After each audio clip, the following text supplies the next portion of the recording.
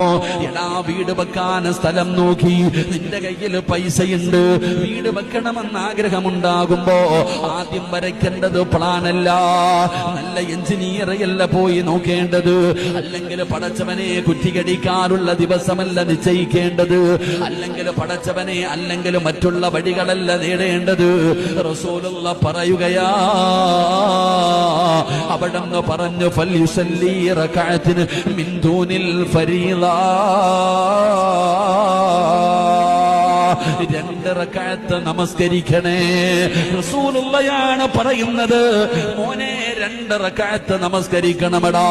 വീട് വെക്കുന്നതിന് മുമ്പ്, വീടിന് കുറ്റിയടിക്കുന്നതിന് മുമ്പ്, എഞ്ചിനീയറെ കാണാൻ പോകുന്നതിന് മുമ്പ്, വണ്ടി എടുക്കാൻ മനസ്സിൽ ആഗ്രഹമുണ്ടാകുമ്പോ നീ ചെയ്യേണ്ടതെന്തെന്നറിയുമോ? അള്ളാന്റെ റസൂല് പറയുകയാണ്, നീ രണ്ട് റകഅത്ത് നമസ്കരിക്കണേ. സലാം വീട്ടിയതിന് ശേഷം അള്ളാഹുവിന്റെ ദർബാറിലേക്ക് ഇരു കരങ്ങൾ ഉയർത്തിയിട്ട് കരഞ്ഞുകൊണ്ട് പടച്ചവനോട് പറയണം, അല്ലാ,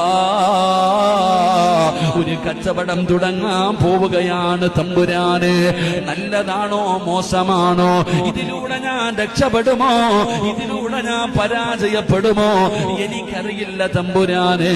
അല്ലാ, ഇത് നല്ലതാണെങ്കിൽ നീ നടത്തി തരണേ അല്ലാ, പോകുന്ന വഴികളൊക്കെ തുറന്നു തരണേ അല്ലാ. ഈ കച്ചവടത്തിലൂടെ ഞാൻ നഷ്ടപ്പെട്ടു പോകുമെങ്കിൽ, ഈ കച്ചവടത്തിലൂടെ ഞാൻ നശിച്ചു പോകുമെങ്കിൽ, ഈ വീട് കെട്ടുന്നതിലൂടെ ഞാൻ ദാരിദ്ര്യത്തിൽ പെട്ടുപോകുമെങ്കിൽ തടസ്സങ്ങൾ നൽകി ഇത് തട്ടി മാറ്റണേ അല്ലാ